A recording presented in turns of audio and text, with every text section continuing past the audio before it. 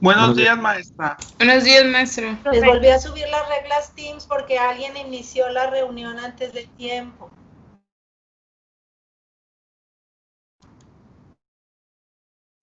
Entonces les voy a pedir por favor que me den oportunidad de iniciarla yo porque luego batallo para hacer uso de los controles. A veces les voy a pedir que la inicien ustedes, ¿verdad? Déjenme inicio la grabación, a ver si me deja. Que cuando no la inicio yo, sí, ya me deja. A veces no me deja. Muy bien, muchachos. Bueno, vamos a ver, ok. Vamos a ver.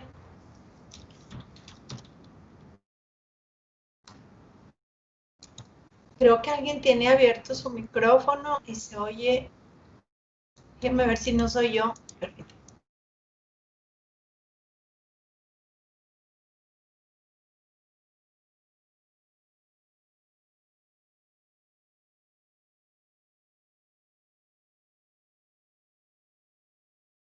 Listo.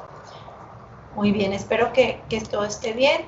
Vamos a ver en qué nos quedamos la semana pasada. Habíamos visto nuestro primer trabajo. Voy a hacer un repaso de lo que vimos la otra sesión, que era, déjenme disminuir este asunto. Aquí lo tengo yo.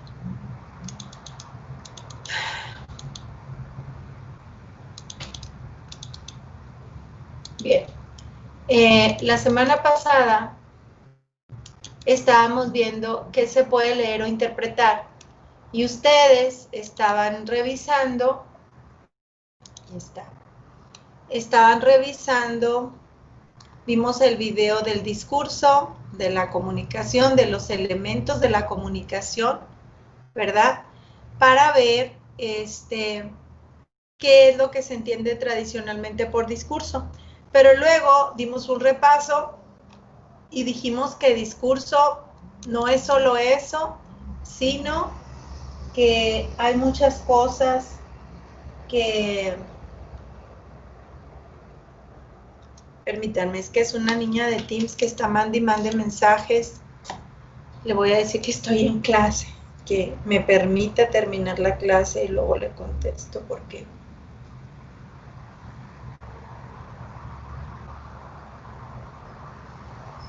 Ya quedó.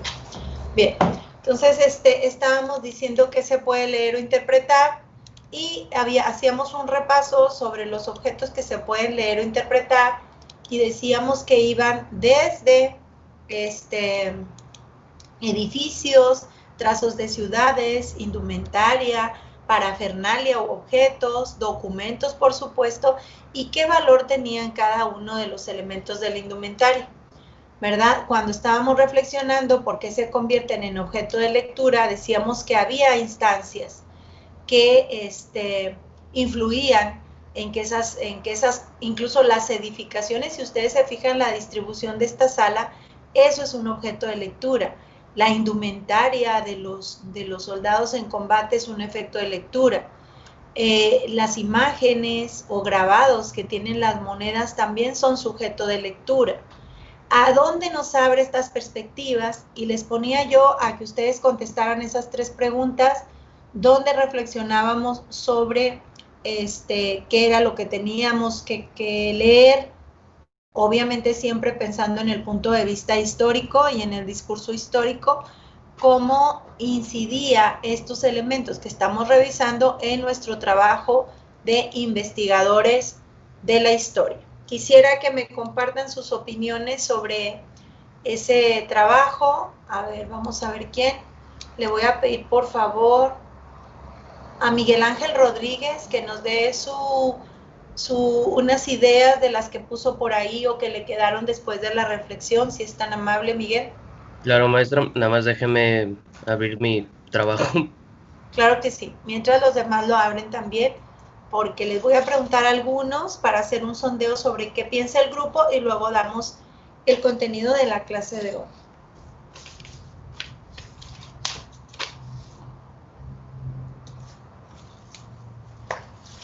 Bueno, puse que algunos conceptos como son la historia y la sociedad misma se forman a partir de un constructo social, el cual no tiene que ser precisamente malo, como se suele creer. Estos se crean debido a las múltiples concepciones que se tienen entre los individuos, cuyas concepciones o ideas a menudo son emitidas como receptores y afectan en la visión o ideas de otros individuos. Eh, no, puse receptores, receptores. Receptores.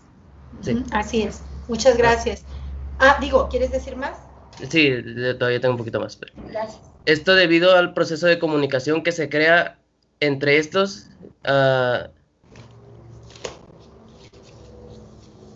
Perdón, creo que tengo un problema con mi documento. Mejor dejo la palabra a alguien más. Muy bien, me parece muy bien. Fíjense bien como nos acaba de hablar Miguel Ángel sobre que la interacción entre los sujetos emisores, es decir, por ejemplo, si hablamos de un edificio, los que construyen el edificio, los autores intelectuales de esa construcción y los receptores o usuarios de ese edificio son los que construyen el significado de ese discurso, y eso se extiende a todo tipo de discurso.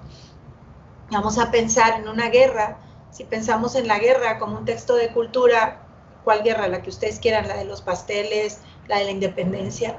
Ahorita le doy la palabra, compañero Garza.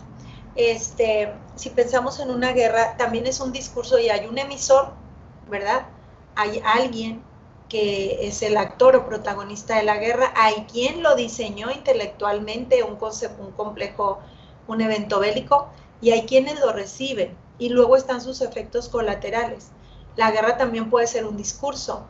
En algún congreso que yo fui, alguien estaba estudiando la guerra como un discurso de poder, o sea, de manifestación de poder, que siempre lo es, pero no se basaba como solo en el hecho histórico, sino también incluso, lo decían aquí ustedes la clase pasada, hasta en el diseño de las armas o vehículos que se empleaban, tenían como finalidad mostrar una superioridad sobre el pueblo al que se pensaba someter.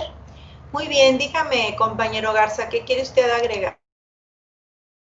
Aquí en la reflexión que dejo al final, la encamino más o menos por un punto parecido al de Miguel, pero hay una cosa que analizo ahí, y es que sí, crean el significado, pero el problema es que al crear el significado también están creando una realidad, están creando una realidad que además es beneficiosa para ellos. Por eso es importante analizar siempre los discursos y ser más o menos crítico con lo que se nos dice, porque de lo contrario estamos dejando que otras personas o que otras ideas creen una realidad que es beneficiosa para ellos, que probablemente quieran algo de nosotros. Por ejemplo, en una guerra nos pueden intentar hacer creer que el enemigo ni siquiera es humano, como muchas veces se ha hecho, sobre todo en las guerras más antiguas, donde el enemigo se deshumaniza y no son humanos, son demonios, son bestias, son animales. Y ahí, pues, con un simple discurso están creando una nueva realidad en el que la gente no está luchando contra personas como ellos, sino contra bestias infernales que hay que combatir. Muchas gracias. Eso también, como dice el compañero Garza, se los puse en el chat, se crea una realidad alterna o parcial a partir del discurso. Y esa realidad, como lo dice nuestro compañero, busca, ahorita le doy la palabra, ahorita veo a quién, legitimación, ¿sí? Legitimación de los actos que se realizan. Si yo estoy luchando, por ejemplo, en el caso de los antiguos pobladores de México, si yo estoy luchando contra seres que no tienen alma, porque hubo mucho debate, cuando se realizó la conquista de México, hay un enorme debate en España, incluso se hace un documento que se llama de Indis, para discutir si los naturales de estas tierras tenían alma o no, ¿verdad? Si no tenían alma, se legitimaba su esclavización, pero aún después si la tenían, no tenían la religión y la creencia correcta, y entonces la evangelización sirvió como disculpa para todas las atrocidades que nosotros conocemos y como un vehículo de expansionismo. Ese también es un harto, es una, vamos a decir, una alteridad, una realidad alterna que se construye a través del discurso. El discurso político construye una realidad alterna, que es de lo que estamos hablando aquí. ¿Qué otro discurso? Bueno, primero le voy a dar la palabra Déjenme ver quién tiene levantada la mano. A Ricardo Galván. Vamos a ver qué quieres decir, Ricardo. Sí, de hecho, va de la mano con... Es un ejemplo de lo que hablaba Arnoldo en Kenia, por ahí. Fue un país africano, no me acuerdo bien. De hecho, lo puedo investigar. Hubo una estación de radio controlada por un empresario de cierto poder, con mucho poder, y pues por esa estación de radio influenciaban a los grupos, eran dos tribus, influenciaron a una tribu para que de tal manera que durante un año, 2 años, se alentó el genocidio a la otra tribu. De hecho, fue un caso muy sonado, puesto que se llamaba Felicien Kabuga y fue de Ruanda, si no me equivoco, el genocidio ruandés. Con todo, solo bastó de un ejercicio de estar hablando por radio y escuchando en un país. Luego él proveyó los machetes y con eso fue. O sea, solo se necesitó un discurso fuerte para poder creer que unas personas fuesen contra otras sin ninguna justificación, solo porque otra persona te dijo que así era. Así es, y imagínense además, dueño de un medio de comunicación, el emisor tenía todo el poder, que el cuarto poder que se le llama, que tienen estos medios, ¿no? Muy bien. A ver, ¿quién más nos quiere compartir sus opiniones después del trabajo? Emerson, gracias. Sí, gracias, maestra. Bueno, una de las cosas que yo mencionaba aquí en mi trabajo era sobre el mensaje, bueno, al menos así yo lo denominé, supongo que habrá un término más apropiado y para lo que voy a describir, pero un mensaje implícito, en el sentido en que un emisor pues transmite sus ideas o el mensaje como tal partiendo desde cierto contexto social. Entonces, por ejemplo, aquí en lo que mencionan mis compañeros, pues digo, yo estoy de acuerdo obviamente en que sí puede haber, por así decirlo, un sesgo en el mensaje, ¿no? La presencia de alguna idea personal por parte del emisor de manera intencionada, pero a lo que yo voy es que también la podría ver de manera no intencionada, sino que simplemente el emisor, por estar actuando desde cierto contexto social, pues está transmitiendo una idea desde ese enfoque, no necesariamente porque trate de hacerlo así, sino que como él se ha desarrollado enteramente bajo esas circunstancias, pues se ve de cierta forma obligado, precisamente por ese contexto, a transmitirlo, porque es de ese del cual parten todas sus ideas y todos, pues sí, todo lo que desea transmitir. Toda la razón, Emerson. La influencia del contexto es un factor que no podemos omitir en el estudio del discurso desde cualquier punto de vista que lo hagamos, mucho más en el discurso histórico. Nos señala, como dice el compañero Emerson, el posicionamiento sociohistórico del emisor, ¿verdad? Aquí el posicionamiento sociohistórico del emisor se debe a la influencia del contexto en el cual emite el discurso. Ya lo decíamos la semana anterior, no es lo mismo cuando un esclavo habla de libertad que cuando habla un hombre libre de libertad. El concepto de libertad del hombre libre probablemente tiene un sentido más amplio que el de un esclavo, que lo único que desea es ser dueño de sus actos. El que ya es dueño de sus actos tiene otra idea de la libertad. Y entonces aquí fusionamos las participaciones que hasta ahorita se han dado, porque entonces el contexto nos posiciona quién soy en este momento y en este lugar y en esta coyuntura histórica, pero también posiciona al emisor del discurso que nosotros estemos estudiando, ¿verdad? Posiciona al director de la película, porque la película es un discurso, al arquitecto que diseñó la construcción, la edificación, por ejemplo, del castillo de Chapultepec, por decir un edificio histórico. Posiciona también al que hizo el manifiesto comunista, posiciona al que escribió el himno nacional, posiciona al que inventó la indumentaria de los sacerdotes. No sé, todos esos son discursos, y todos esos discursos, como decían nuestros compañeros, construyen una realidad alterna, se deben a la interacción, aquí lo voy a poner, la interacción de los sujetos participantes, de los sujetos y entidades participantes. ¿Ok? Interacción. Aquí está, de los sujetos y entidades participantes. Cuando yo hablo de sujetos, ustedes ya saben que es emisor y receptor, pero cuando hablo de entidades participantes, a ver, creo que hay una mano levantada. Ricardo, ¿quieres decir algo? Sí, de hecho, pues lo que escribí para, o sea, en base a lo que las preguntas y todo el texto, pues es muy similar a lo de Emerson, solo que yo agrego un poco que también, además de lo que de lo que propone un autor, es en base a su tiempo, como así la respuesta de quien lo está leyendo o de quien lo está comprendiendo también va en base a su tiempo, ya que pues conforme pasa el tiempo, la respuesta de la persona quien lo lea va a ser distinta de la que lo leyó en su tiempo. Tal cosa sucede como en muchas obras, que no importa en qué tiempo la revises, siempre va a haber una perspectiva distinta porque hay un pensamiento distinto. Muy bien, esa es una muy buena aportación que incluye en su perspectiva, le voy a complementar, su perspectiva y propio posicionamiento.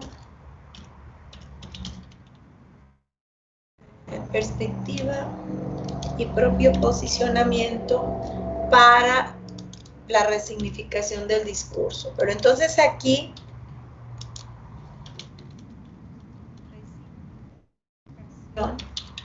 del discurso, cuando hablamos de resignificación del discurso y tocamos el tema de la historia, quiere decir que el significado ya era uno y la historia hace otro. ¿Están ustedes de acuerdo con eso o cómo lo visualizan? Fíjense lo que puse. Puse aquí arriba, una realidad alterna o parcial se crea a partir del discurso.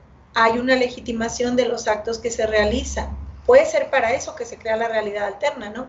Generalmente, o puede ser con puntos de vista ideológico para construir comunidades, ¿no?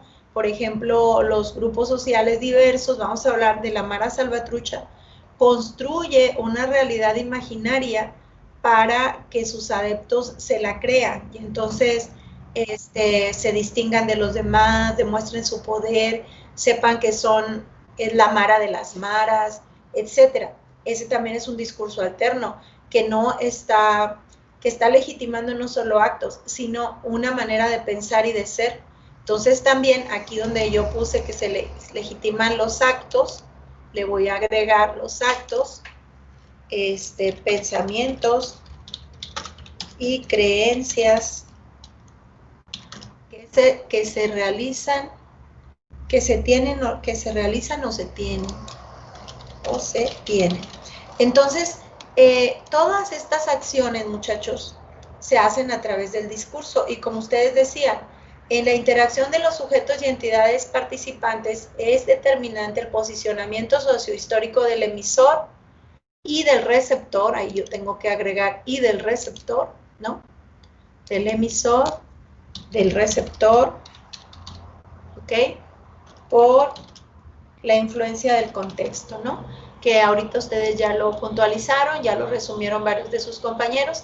Entonces, esta interacción de los sujetos y entidades participantes matiza y adhiere, adquiere, incluye, aporta nuevas perspectivas y posicionamientos desde el punto de vista de cada uno de los sujetos participantes que colaboran a construir el sentido del discurso y, como decía nuestro compañero, que cuando se emitió en el siglo XVIII, por ejemplo, tuvo un sentido, pero que ahorita en el siglo XXI, cuando yo, estudiante de historia de tal semestre, lo reviso, tiene un matiz de significado diferente porque mi contexto, mi posicionamiento y mi imaginario social es diverso, es diferente, ¿verdad? Entonces, en ese sentido, es que vamos a hablar hoy de esta sesión. ¿Alguien más? Déjenme les pregunto a alguien más. A ver, Andrea, Elisa, Miguel Ángel quiere participar y luego sigue Andrea, Elisa. Sí, perdón, ya arreglé lo de mi documento. ¿Puedo ahora sí leerlo bien? Claro que sí. Sí, perdón por lo de hace rato. Ahora sí, puse algunos conceptos como son la historia y la sociedad misma, se forman a partir de un constructo social, el cual no tiene que ser precisamente malo, como se suele creer. Estos se crean debido a las múltiples concepciones que se tienen entre los individuos, que se tienen entre sí los individuos, cuyas concepciones o ideas a menudo son emitidas como emisores y afectan la visión o ideas de otros individuos que son receptores.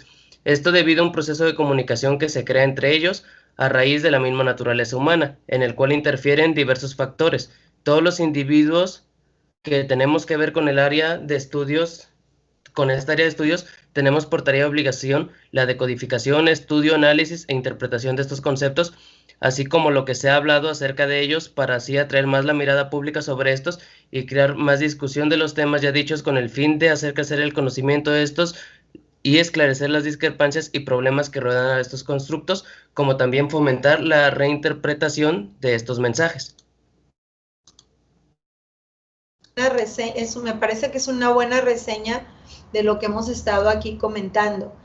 Nada más oír a Andrea Elisa, a ver qué nos tiene que aportar, qué nos quiere aportar. Buenos días. Bueno, lo siento, estoy un poco nerviosa.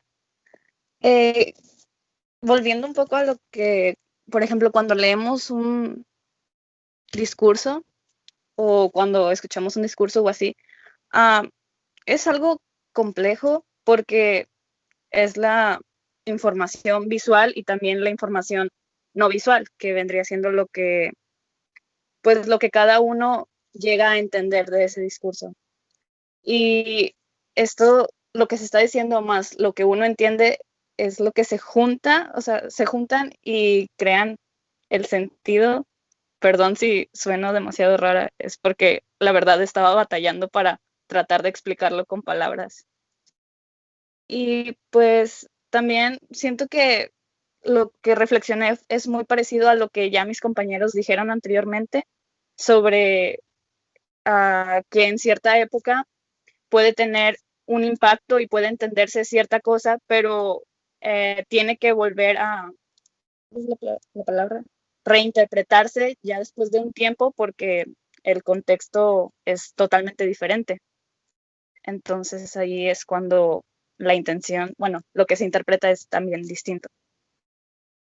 Muy bien, muy buena participación porque no habían traído a colación en clase los códigos verbales y los no verbales. Los códigos verbales, muchachos, son aquellos mensajes construidos con palabras de la lengua, incluso ¿cómo se llama? Pictogramas,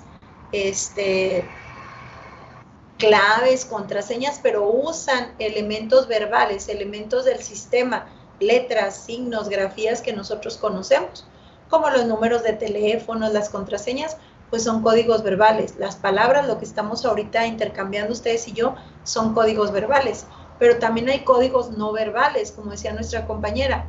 Por ejemplo, las imágenes, la música, los objetos, aquí le voy a agregar, los olores, ¿no? Los olores, los sabores, texturas, ¿sí? Olores, sabores, texturas. Yo creo que por allí va el asunto, ¿no? Es decir, yo puedo tener imágenes, por ejemplo, ahorita yo veo una imagen de Aida Berenice, que no es imagen, que es solo una pantalla café. Bueno, pues eso me dice algo, aunque no tenga palabras ni letras. Yo puedo oír música, ¿verdad?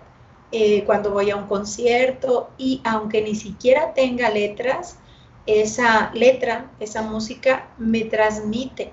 Yo no sé si ustedes recuerdan cuando eran niños unas series, ahorita te doy la palabra, Elías, unas series de Walt Disney que salían dibujos animados y no hablan, las caricaturas no hablan, pero tienen de música de fondo a Pedro y el Lobo o alguna otra ópera o música instrumental que con solo escucharla y ya le pone el dibujante de las caricaturas, le da el movimiento y el dinamismo. Bueno, la música por sí misma transmite. Los objetos, por ejemplo, yo tengo un objeto que me tiene recuerdos, o que por su material, cuando me traigo un souvenir de de un centro histórico, de un centro antropológico, pues el material o la forma me recuerda, no sé, por ejemplo, les voy a enseñar, yo tengo aquí este objeto en el escritorio, ¿no? Vean su forma.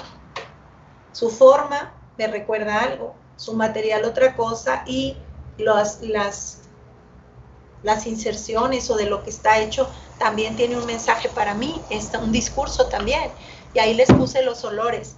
Yo voy pasando por la calle y de alguna casa sale un olor. Si es agradable y es a mediodía, yo puedo saber qué se está cocinando en esa casa, pero también puedo pasar por una alcantarilla y sale un olor y yo puedo saber qué es lo que huele o a qué huele.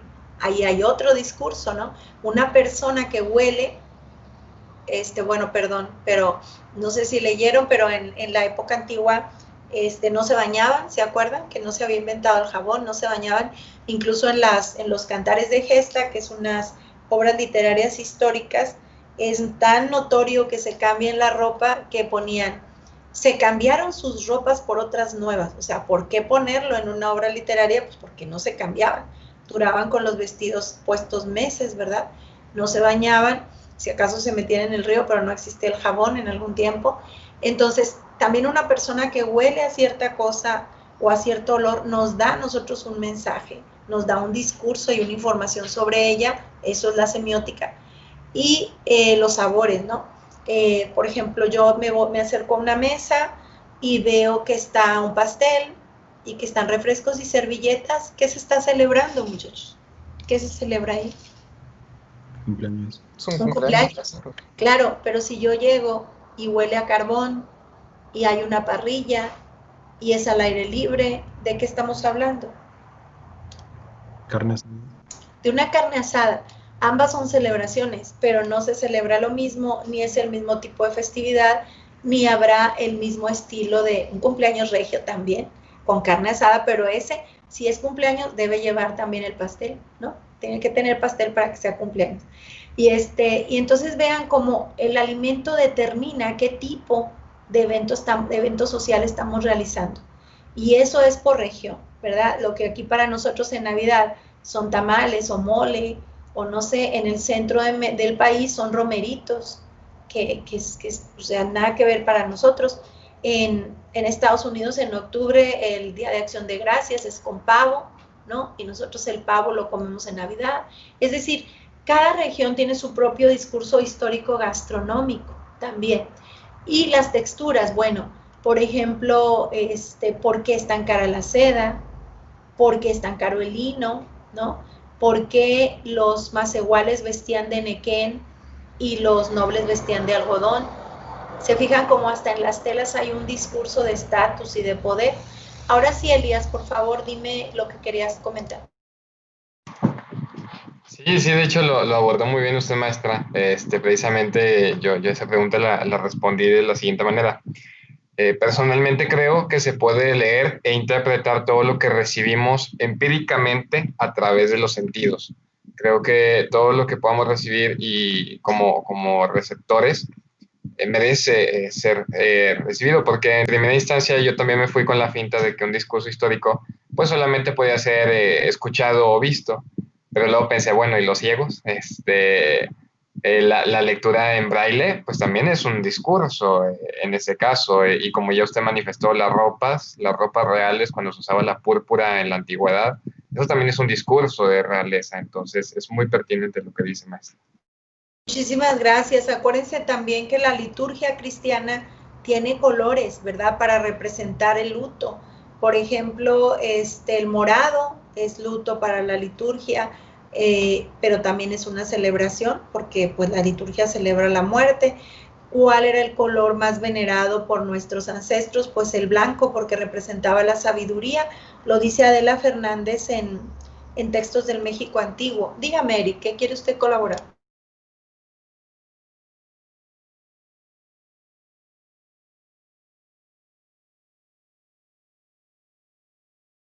Eric, ¿sí puede usar el micrófono o tiene algún problema?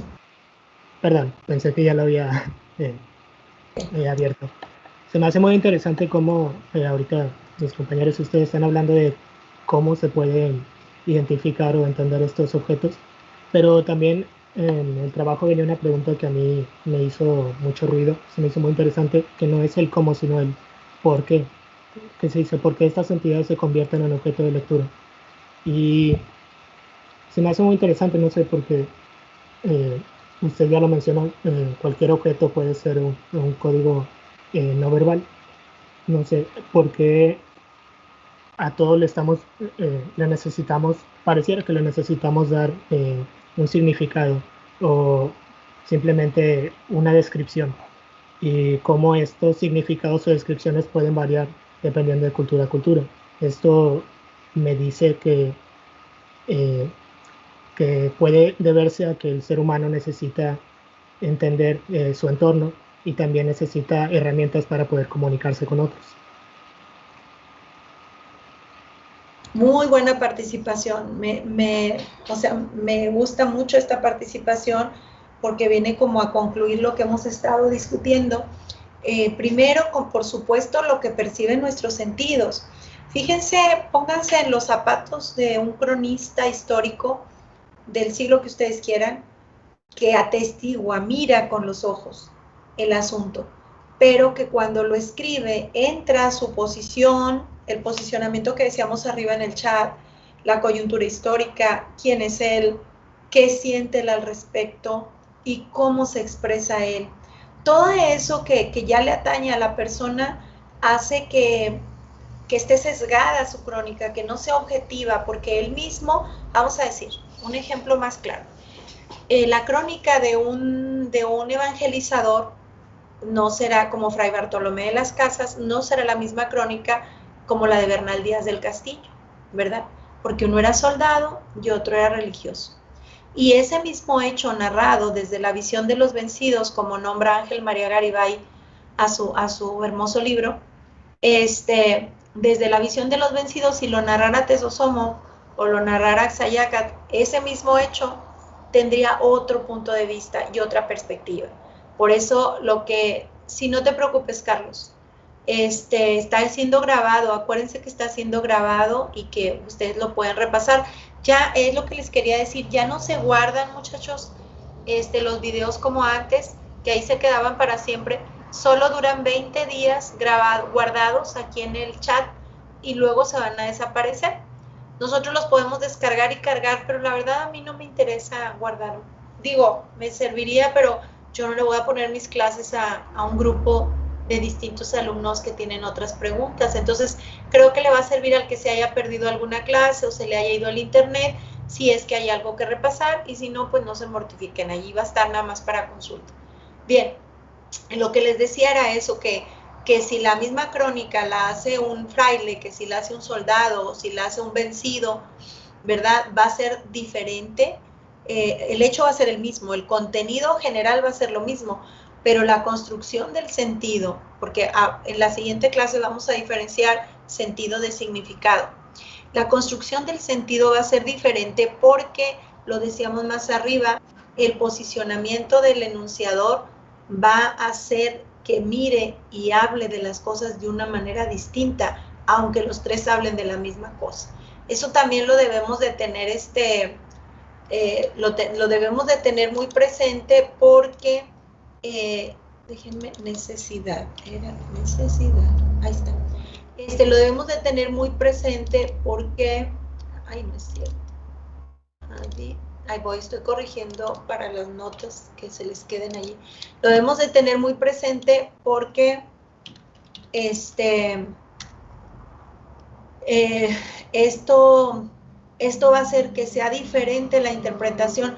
Vamos a decir, los tres escogen, tres personas escogen aquí estudiar el discurso de la conquista de México, pero uno lo hace sobre los textos de Bartolomé o de Bernardino de Sahagún, otro lo hace sobre Axayácatl, un texto, digo, estoy soñando, no sé si él tenga una crónica de la conquista, y otro lo hace sobre Bernal Díaz o sobre Hernán Cortés, que son soldados y incluso Bernal Díaz deberá tener una visión diferente de la de Hernán Cortés por la posición social y la jerarquía que tenían ambos en ese momento histórico.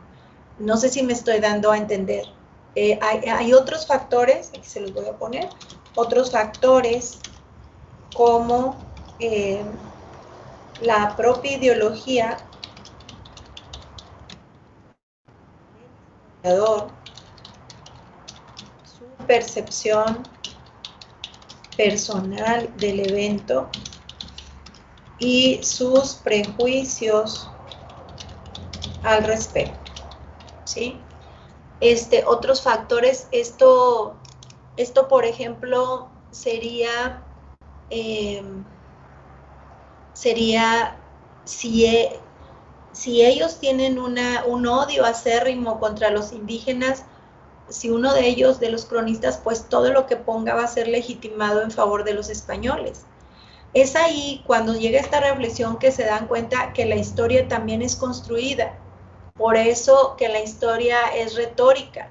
¿Por qué? Porque es hechura de los hombres, muchachos. Aunque narran hechos reales que ocurrieron o se documentan hechos reales, lo documentan seres humanos como ustedes y como yo, que tienen su propio posicionamiento, su ideología, sus prejuicios y su visión específica sobre la vida.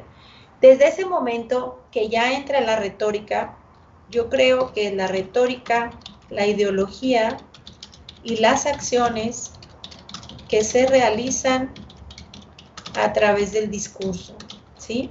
Porque a través del discurso se realizan acciones. Vamos a tener una sesión específica para ello. Ahora, si me permiten, pues voy a empezar con el contenido de hoy. Aquí lo tengo. También les hice una carpeta que se llama 7 de septiembre. Déjenme ver. 7 de septiembre, ciencias auxiliares, contenidos. No, hoy no es 7 de septiembre, hoy es 9, voy para allá, en un segundo, 8 de septiembre.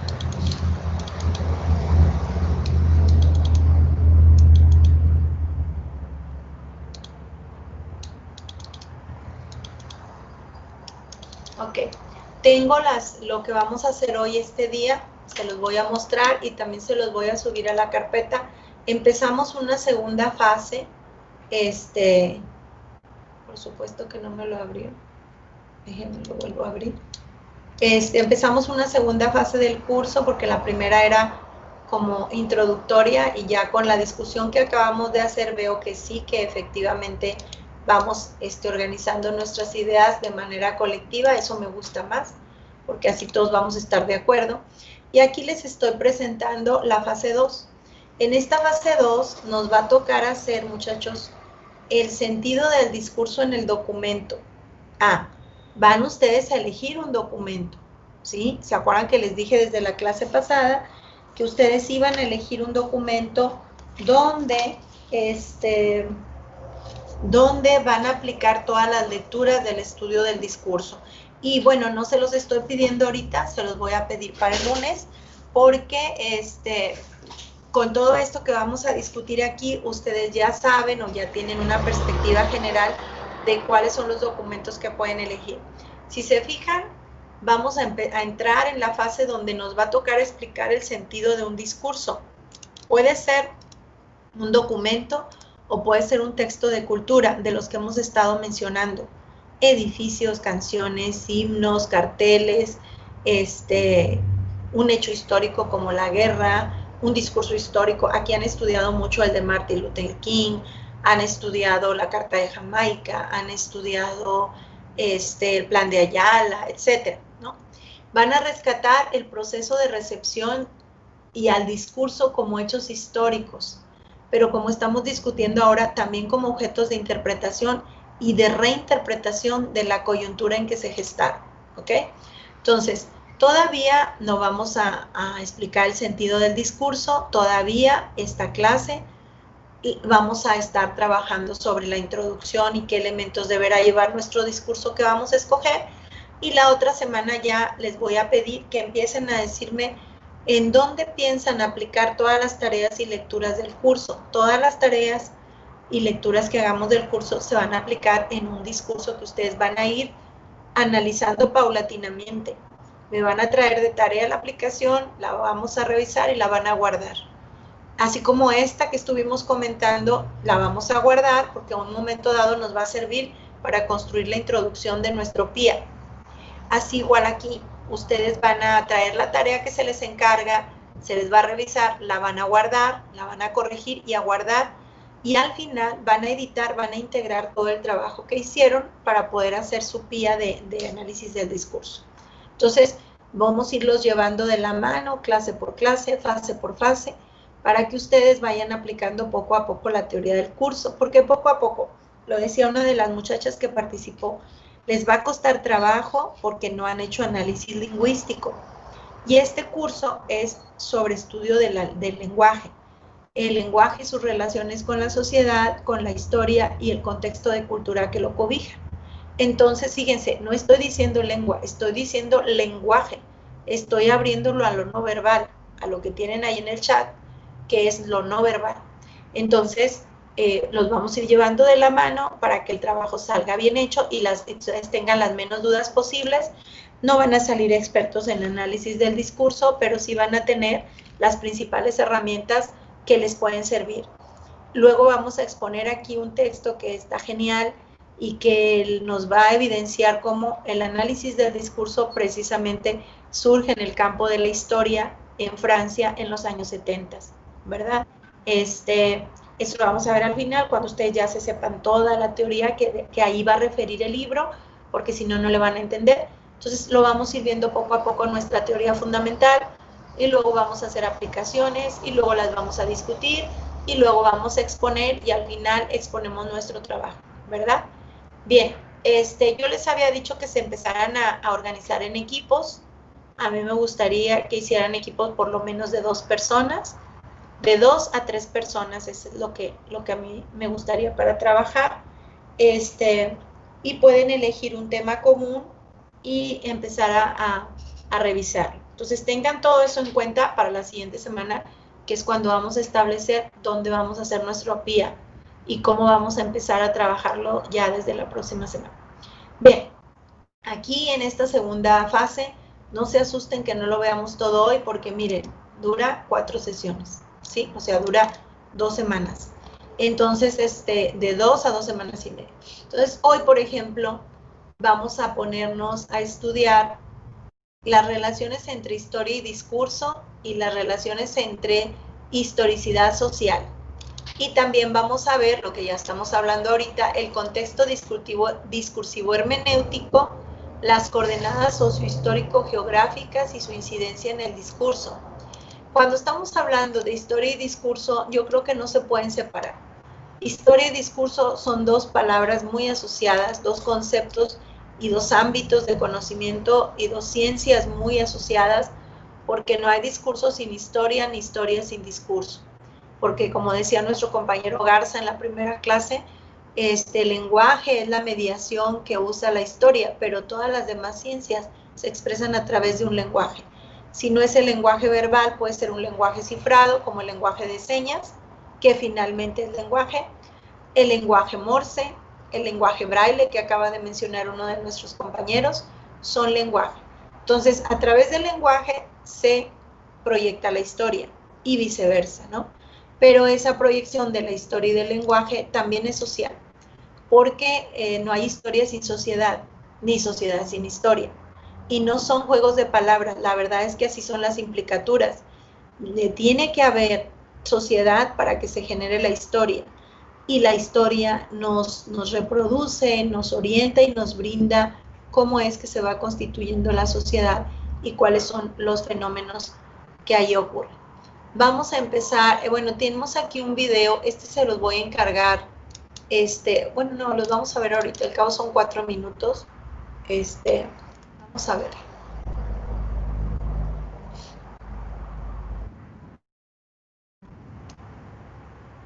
Voy a volver a entrar para que pueda oírse el sonido, ¿verdad? Nada más déjenme ver, creo que es esta.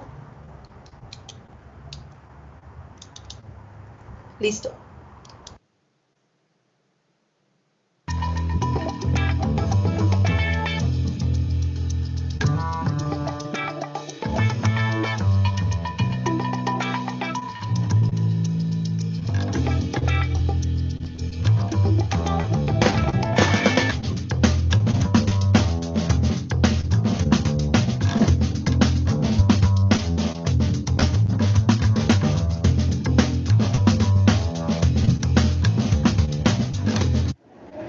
nombre es Alejandra González Basúa.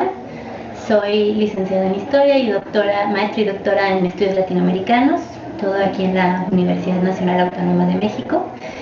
Voy a hablar sobre un concepto imprescindible para las ciencias sociales, que es el de historicidad, que se diferencia un tanto del concepto historia.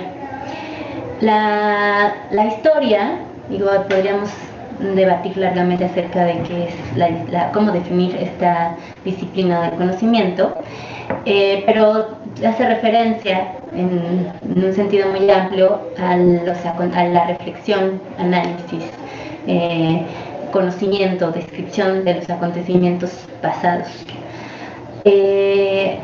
La historicidad tiene que ver con saber que todo hecho social es histórico, que todo hecho social tiene esta cualidad. Parecería una obviedad, que sin embargo no es tal. El concepto historicidad es un concepto que ayuda a explicar conceptos. En ciencias sociales no es que existan conceptos más importantes que otros, pero sí hay conceptos ordenadores que nos ayudan a analizar de mejor manera. Un gran concepto es el concepto de lo social, por ejemplo. La historicidad es uno de estos conceptos que ayudan y contribuyen al mejor conocimiento conceptual. Desde la institucionalización de las ciencias sociales, incluso antes, en los antecedentes, ha estado presente el vínculo entre historia y ciencia social, o la reflexión de aquello que llamamos lo social. Ha habido diferentes formas de usar o de interpretar ese pasado a la luz de una reflexión teórica o de un análisis determinado sobre lo social. Sin duda, Marx o Weber son dos grandes pensadores que se valieron de la historia, e incluso en términos de definición disciplinar cuesta trabajo saber qué era Marx, filósofo, historiador. En fin, esas son disputas que aquí no vamos a discutir. Pero los historiadores también le debemos mucho a Max Weber, ¿no? La forma en la que usó la historia, la forma en la que la miró, la interpretó para poder dar luz teórica y conceptual de una época o de determinados problemas sociales. Hoy día es importante retomar el concepto de historicidad, porque los fenómenos sociales son históricos, sí o sí, siempre. Por lo tanto, los conceptos también lo son. Nosotros, si logramos historiar un concepto, lograremos también transmitir una potencia explicativa del mismo. Por ejemplo, pienso el concepto de democracia. Si nosotros lo logramos historiar, si nosotros logramos incorporar esa dimensión explicativa, podremos dar cuenta de mejor manera de en qué estado actual está la democracia, y por qué un concepto tan remoto, tan viejo, es tan importante hoy, qué sigue manteniéndose de él y qué ha transformado a lo largo de miles de años. Es común hoy en día encontrar teoría sin historia, ¿sí? O ciencias sociales sin historia, ciencias sociales sin pasado, ciencias sociales sin tiempo y espacio, sin cortes espaciales y temporales complejos. Por eso hoy día el concepto historicidad, y sobre todo la puesta en práctica de este concepto, o la puesta en práctica de una mirada temporalizada de lo social, contribuye o podría contribuir a este despertar de la siesta analítica de las ciencias sociales, como hace tiempo decía Saskia Sassen en una conferencia. Es verdad, transitamos en una especie de siesta analítica en la que es importante tener nuevos conceptos, ¿sí? Formar, saber cómo vamos a nombrar esto que es nuevo y qué conceptos podemos seguir usando para nombrar lo que persiste, o lo que persiste con ciertos cambios.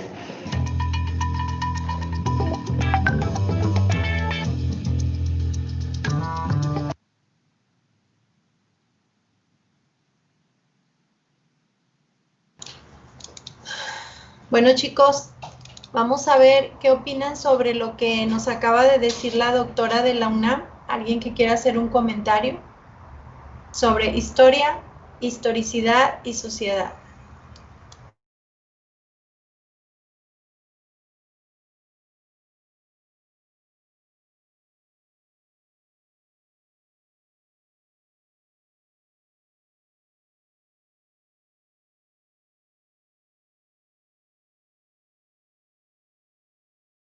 Lucero, ¿qué opina usted de lo que dijo la doctora sobre historicidad y sociedad y su relación con la historia?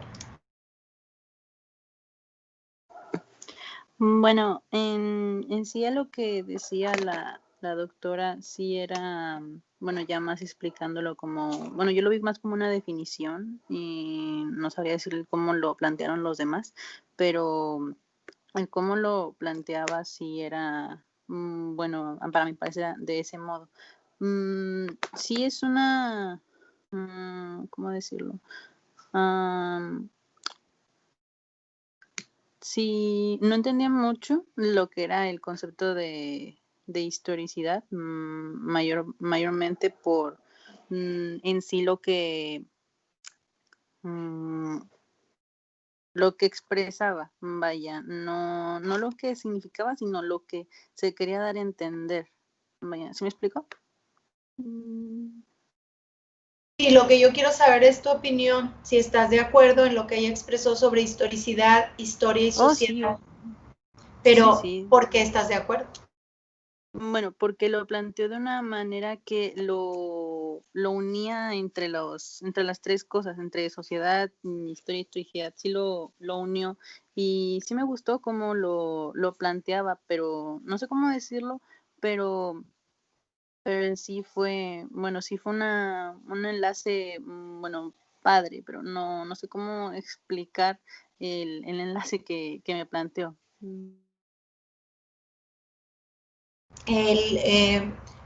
Lo que me interesa, bueno, ahorita no es que lo expliques, sino ya con que has dicho que te parece padre, quiere decir que estás de acuerdo con la vinculación entre historicidad e historia, ¿verdad? Fíjense cómo dice que no es lo mismo. ¿A qué se referirá cuando no es lo mismo historicidad que historia, muchachos? ¿Alguien tiene una idea?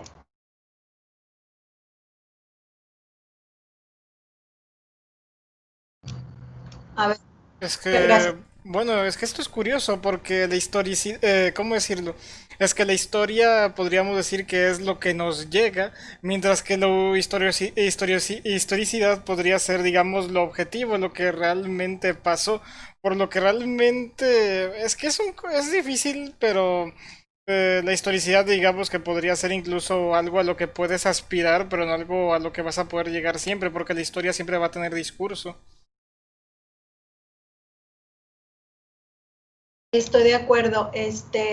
Yo creo que son unos conceptos que más que contrapuestos deberían estar relacionados porque, como dice nuestro compañero, historicidad e historia se vinculan en el sentido de que historia es lo que nos llega, lo que nos transmiten. E historicidad es vamos a decir,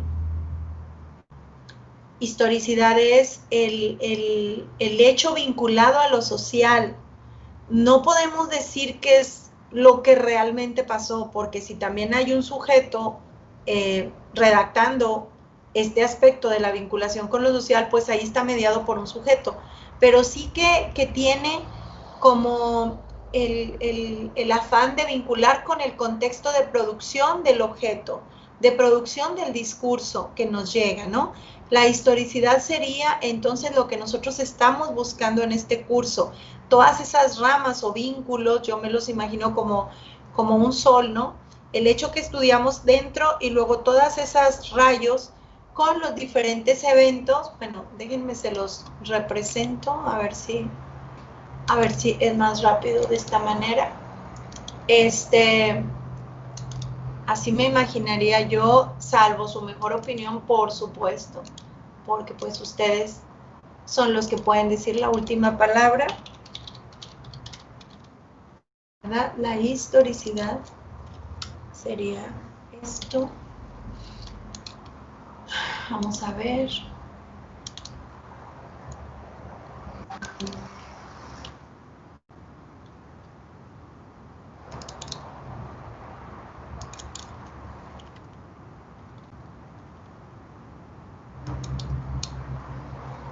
Ok,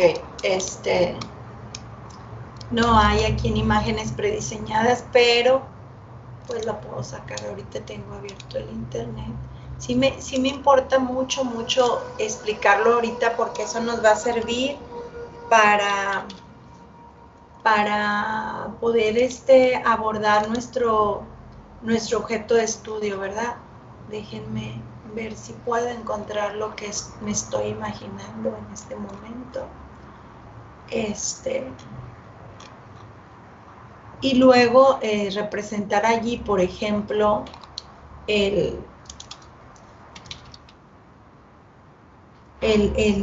las diferentes incidencias que va a tener nuestro... Ok, vamos a suponer que es más o menos así.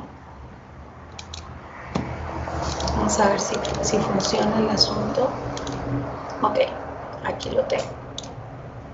Entonces, yo tendría, por ejemplo, estimados alumnos, un asunto como este, ¿no? Yo tendría la historicidad y luego tendría que insertar, por ejemplo, ¿qué tendría que insertar? Tendría que insertar el aspecto social, ¿sí? Tendría que insertar el aspecto social como uno de los principales que afectan la historicidad, incluso como uno que lo debe de cobijar, ¿no? Como uno que lo cobija, que cobija el hecho histórico y que no lo podemos disociar de él, lo social. Luego yo tendría que insertar otro elemento de influencia que tendría que ser cultural, ¿sí? Lo cultural, porque no podría haber representación sin cultura, ¿verdad? No podría haber. Aquí lo cultural quedaría de esta manera. Así, lo cultural. Y luego también podría ser lo... ¿Qué será? ¿Qué otro factor se les ocurre, muchachos?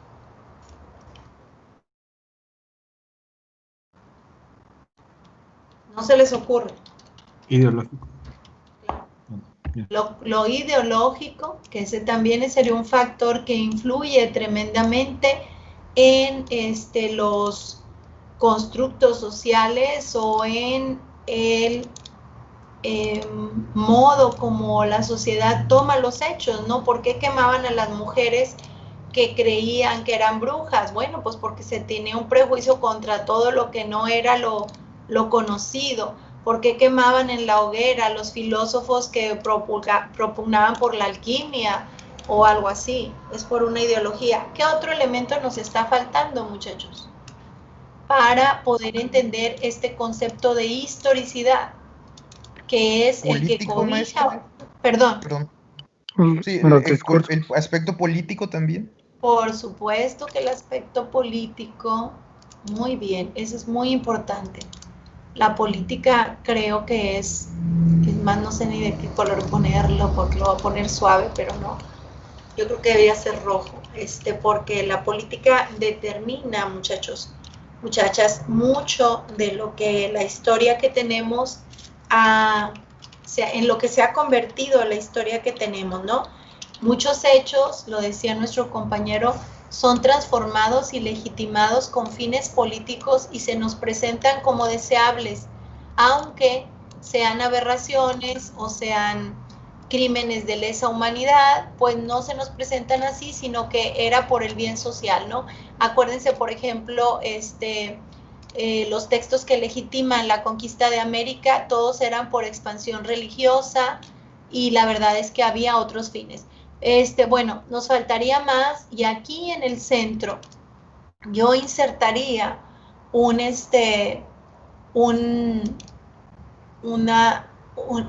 llamada, un asunto que me hablara sobre objeto de estudio, ¿no? Objeto de estudio. El objeto que yo tengo en estudio. Y no le voy a poner discurso, ni le voy a poner iglesia, ni le voy a poner ciudad. El objeto que yo quiera, el que a mí me interese, tiene que pasar por un proceso de historicidad, es decir, cómo se construyó la historia de ese objeto, ¿verdad? Desde el punto de vista social, desde el punto de vista cultural, desde el punto de vista ideológico y político, por decir los principales, porque creo que son los principales, para que ese objeto llegara a mí después en la historia, ¿no? Ya llegara a mí en la historia, como algo construido, algo como lo que yo les decía ahora, algo como un constructo, así, ¿sí? Porque entonces ya podemos entender qué lo construyó. Constructo, ¿sí? ¿Qué lo construyó a ese objeto que yo ahora estoy tratando de resignificar? Pues lo construyó este proceso de historicidad, que no es sencillo, ¿verdad? Porque el historiador tendrá que encontrar elementos que en el objeto, fíjense como las flechas, yo no puedo ahorita porque lo acabo de diseñar, pero las flechas tendrían que tener una doble punta, que lo social incide en el objeto y el objeto en lo social, que el objeto incide en lo cultural y lo cultural en el objeto, que el objeto incide en lo político y lo político en el objeto, que el objeto incide en lo ideológico y lo ideológico en el objeto, ¿verdad? Es este asunto que tendrá que ver en el diseño de nuestra resignificación, cuando nosotros demostremos cómo se construyó y por tanto seamos capaces de darle una resignificación que se constituya, muchachos, en un puente entre el tiempo en que fue construido ese objeto de la historia y lo que significa para nosotros ahora. Entonces estamos hablando del ayer, ¿verdad? ¿Qué era ayer ese constructo y qué es hoy ese constructo? ¿Qué era ayer y qué es hoy? Y lo vamos a saber solo si, sí y solo si hacemos el camino, desandamos el camino por medio del cual se construyó. Fíjense qué maravilla es ese proceso de la historicidad, sobre todo si consideramos que lo podemos hacer a partir del estudio de la propia esencia de que está hecho el objeto, que es el discurso, ¿verdad? Ahora, el discurso es la única vía que tenemos los seres humanos para describir esa resignificación. Si yo estoy analizando un complejo colonial, yo no voy a edificar otra ciudad para representarlo, lo voy a hacer con palabras, con discurso. Y estoy transformando, fíjense qué preciosidad, estoy transformando esas imágenes, esas materias, esos espacios que estoy interpretando, los estoy transformando en palabras. Estoy haciendo una traducción de ese tipo de código a las palabras, ¿verdad? Eso es algo muy, muy significativo y muy importante. Bueno, esto es lo que yo les quería compartir hoy. Vamos a ver el último video de la clase, porque también lo tenemos que comentar. Se los voy a poner esto en la carpeta de 8 de septiembre y ahí ustedes van a tener oportunidad de... Espérenme, es que lo estoy guardando donde no es. Van a tener oportunidad de consultarlo o de recordarlo cuando necesiten hacer sus apuntes o sus reportes, ¿ok? Entonces ahí vamos a dejar este esquemita de historicidad guardado en los archivos, ahorita se los subo, y vamos a avanzar con nuestros contenidos del día de hoy. Denme un segundo para proyectárselos y vamos a avanzar. Bien. Ok, entonces ya vimos la historicidad. Vamos a ver ahora, hay una lectura que hay que hacer para la siguiente clase, que sería el contexto de la comunicación. Hay una lectura en esa liga. Esto no lo voy a repasar ahora porque ya la clase pasada estuvimos viendo el contexto de la comunicación. Es solamente una lectura para repaso. Y vamos a ver, sí, que es la hermenéutica. Hay una ciencia que nos va a servir a los historiadores y a los que no somos historiadores, nos sirve para interpretar,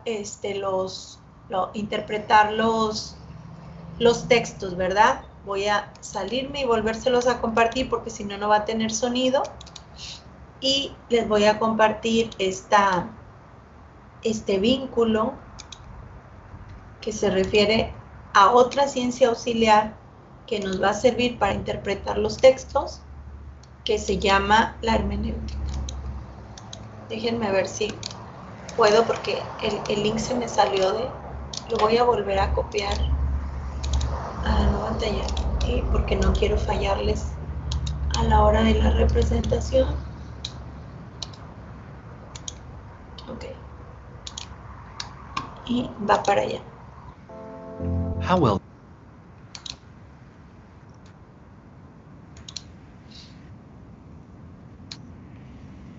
realizing we can do it on our own. En este video vamos a hablar de la hermenéutica. Etimológicamente la palabra viene del dios griego Hermes, que era el encargado o mensajero de los dioses.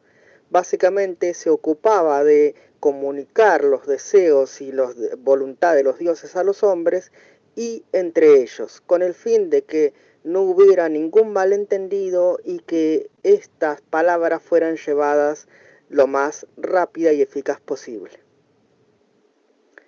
En el siglo XV y XVI, con el advenimiento de la Reforma, el Renacimiento y el humanismo, la hermenéutica se desarrolló en torno a la exégesis o interpretación de la Biblia en base a la filología, a través de la interpretación de las obras clásicas, y en el derecho a través de la interpretación de la naturaleza de la ley.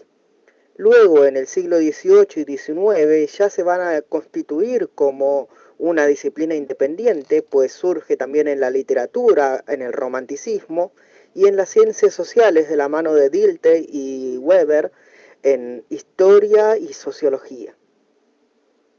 En el siglo XX se desarrolla como filosofía basada en la corriente fenomenológica de Husserl y en la genealogía de Friedrich Nietzsche.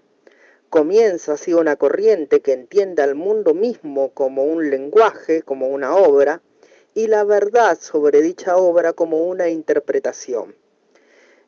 Filósofos de esta corriente son Paul Ricoeur, Michel Foucault, Georges Gadamer,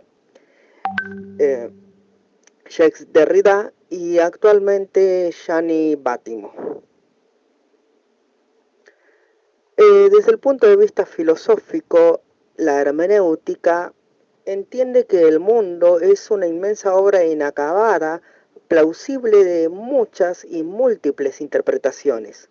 Nuestro mundo, el de la acción humana, de las relaciones de las personas y de las instituciones, está marcado por relatos, mitos, creencias que nos determinan. Habitamos un mundo hablado, el mundo del lenguaje humano. Nuestra interpretación es también fruto de nuestro contexto histórico situado, de nuestros valores y de nuestro lugar social. Por lo tanto, va a ser siempre parcial, contingente, relativo.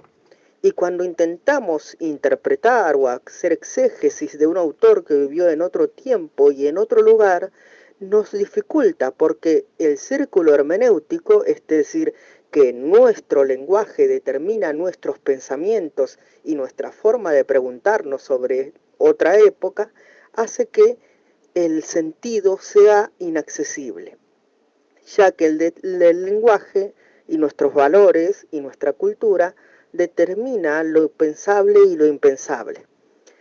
Por eso, una de las mayores herramientas de la hermenéutica es la genealogía iniciada por Nietzsche.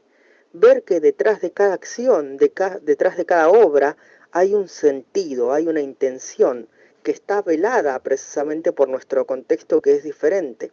Y la hermenéutica busca ese sentido, ese interés mezquino, dirá Nietzsche, o esa intención primera que había detrás de esa gran creencia o verdad o obra o sentido interpretativo. Hasta aquí nuestro breve repaso por la filosofía hermenéutica. Si te ha servido para repasar, puedes dejarme un like y puedes suscribirte al canal. Subo videos regularmente con una temática similar.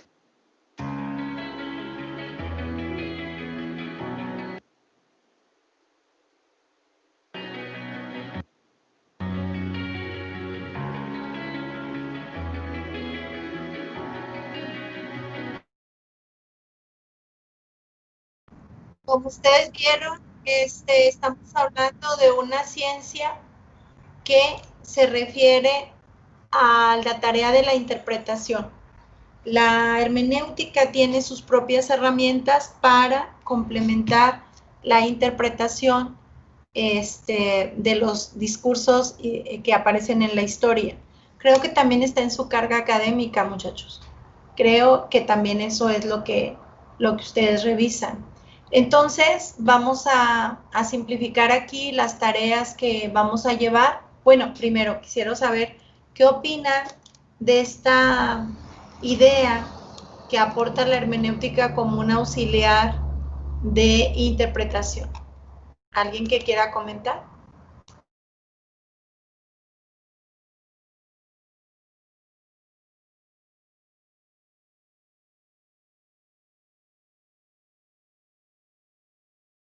Claudia Lorena, ¿qué opina? Aquí tengo una mano levantada. Déjenme ver. Es de José Ricardo, pero quisiera que primero hablara Claudia Lorena, a ver qué opina ella de esa asistencia que la hermenéutica nos puede dar para la interpretación de textos.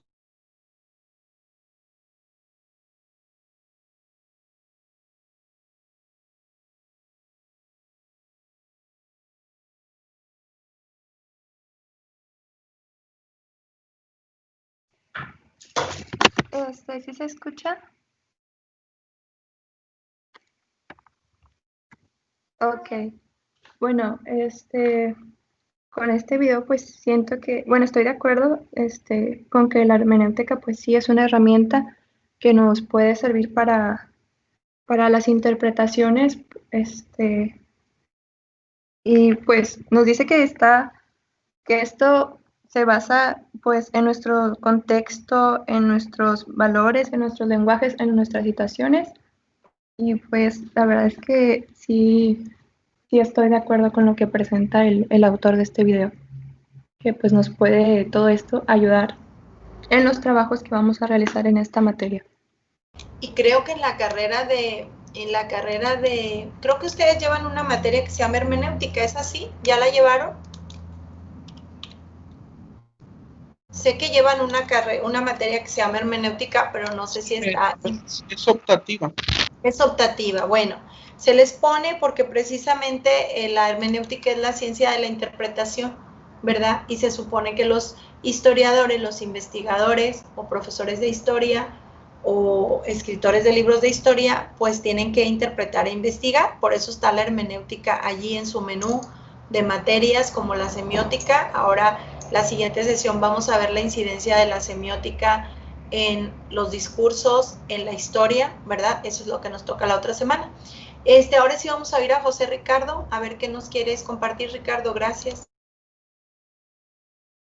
Algo importante que también vi que mencionaba en el video, perdón, era que si bien decía que ayudaba a la interpretación de todo lo demás, de lo que se estudie, también siento que podría explicar la interpretación de uno mismo, porque obviamente nuestras opiniones y nuestras interpretaciones son subjetivas, pero si puedes saber en qué tema eres muy subjetivo o qué ideas afectan mucho un análisis, por decirlo así, puede ayudar mucho el observar o el analizar lo que haces. un modo de autocrítica, puesto que puede ayudarte en lo que estés investigando o haciendo. Y por eso se llaman ciencias auxiliares, porque auxilian, muchachos, no sustituyen a la historia, la auxilian. Porque pues ser historiador no es tarea fácil, hay que saber de religión, de filosofía, de lenguaje, de ideología, de sociología, tienen que saber un poco de todo porque de eso está constituida la historia, ¿verdad? Como veíamos ahorita en los elementos del constructo. Muy bien, muchachos, fíjense qué vamos a hacer. En cada clase a ver, porque tenemos ahora, volvemos a tener clase de análisis del discurso el jueves. Entonces, lo único que llevan, si se fijan, es allí en el documento de lectura, todavía no va a ser una tarea formal para entregar, se los voy a pegar aquí. Van a leer, van a leer el contexto de comunicación, ¿verdad? Ok. Y en esa página donde ustedes van a leer, en esa lectura donde van a leer el contexto de comunicación, allí vienen unos términos que no vienen desarrollados, que se llaman funciones lingüísticas y otro más. Todos vienen con un hipervínculo para explicar, pero hay unos que no. Esos que no también los vamos a ver en clase, pero los vamos a ver más adelante, ¿verdad? Ahora, solo de aquí al jueves, pues leer el contexto de comunicación, repasar los videos si quieren que vimos por aquí y empezar a pensar, fíjense bien, empezar a pensar en un objeto de estudio para analizar en esta materia. ¿Qué me gustaría analizar en esta materia desde el punto de vista del análisis del discurso de la historia? El análisis del discurso de la historia. ¿Qué me gustaría a mí hacer de PIA? Se los estoy dejando a su elección, pero acuérdense también que van a pensar en quiénes van a ser sus compañeros de equipo.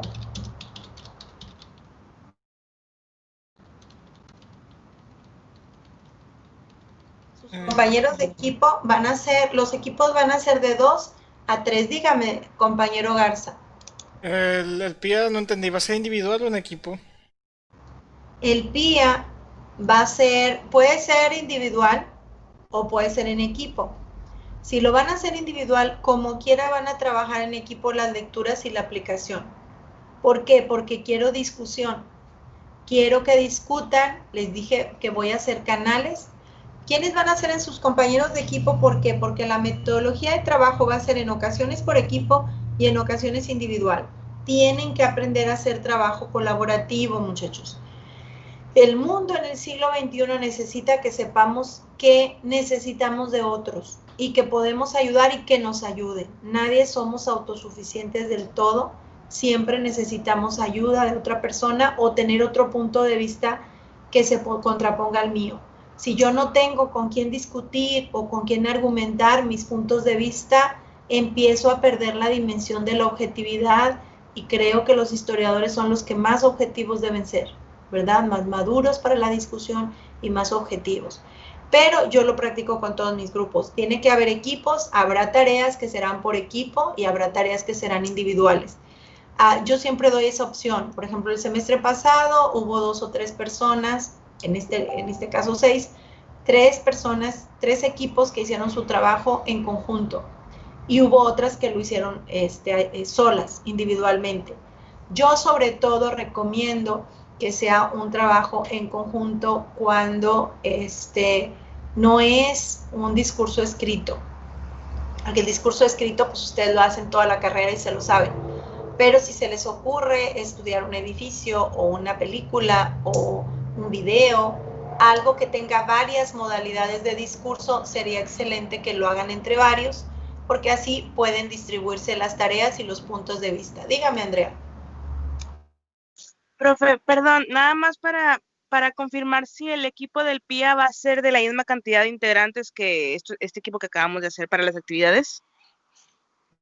Sí, va a ser de la misma cantidad de integrantes. ¿De aquí de cuántos integrantes lo hicieron? de 3 y 2. Ok. Sí, es igual. Aquí se los estoy poniendo ya en el pensar en quiénes van a ser sus compañeros de equipo de 2 a 3. Me van a poner allí en una hoja de Word, equipo tal, integrantes. Pónganse un nombre, pongan los nombres de las personas que forman el equipo para yo hacer los canales. Y así, cuando haya tareas por equipo, se las subo en el canal, ¿verdad? Cuando haya tareas en general, que todo el mundo va a hacer individual, pues se las voy a poner individual. Aquí vamos a trabajar en las dos modalidades y pues me gustaría ya tener los equipos hechos, ¿verdad?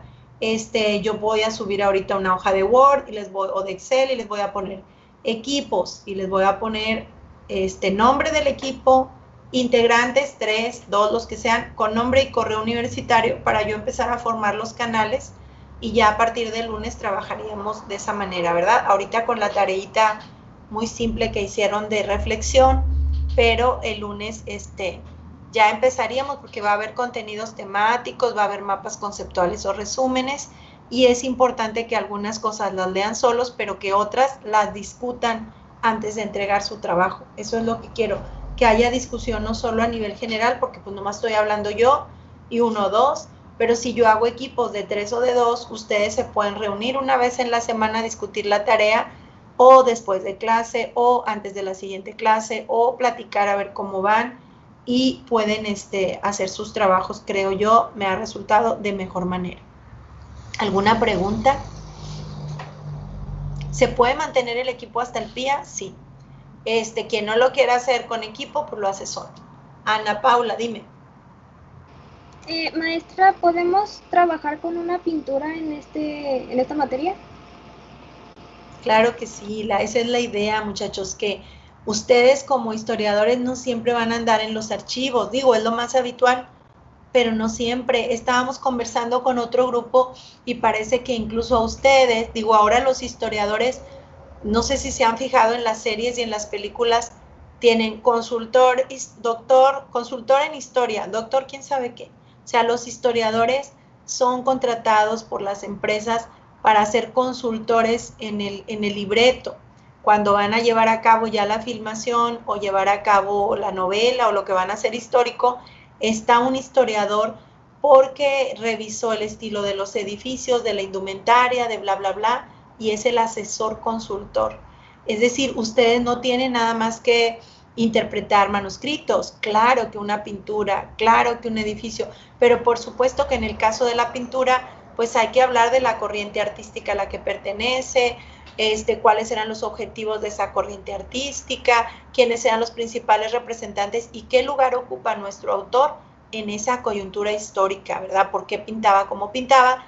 Y luego ya con esta información empezamos a analizar, y otra teoría que les voy a dar, empezamos a analizar ese documento.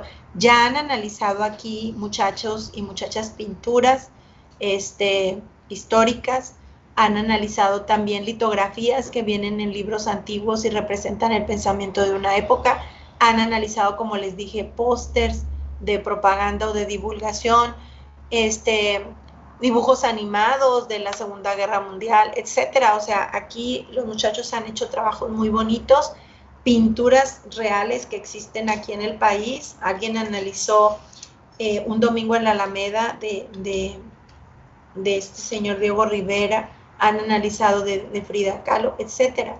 Han analizado la correspondencia entre Frida Kahlo y Trotsky, entre Trotsky y su esposa, o sea, han hecho muchos trabajos muy bonitos y bueno, pues por eso ahora creo que la asociación en equipos puede brindar bastante ayuda siempre y cuando las dos personas estén de acuerdo en analizar el mismo objeto de estudio, ¿verdad?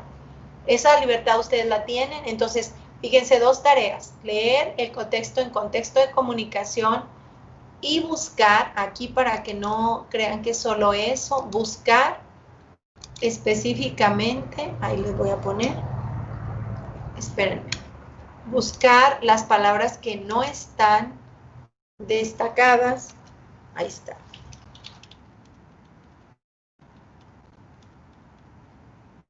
Las palabras que no tienen hipervínculo.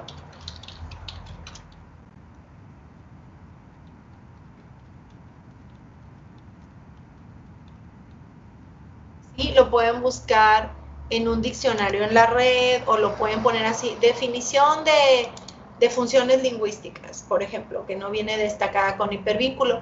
Y la otra tarea es pensar en un objeto de estudio para analizar esta materia y decidir, también se los puse por aquí, pensar en quiénes van a ser sus compañeros de equipo.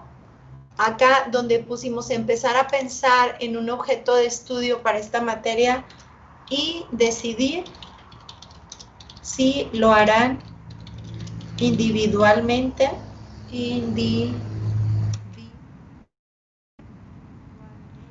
o no, ¿verdad?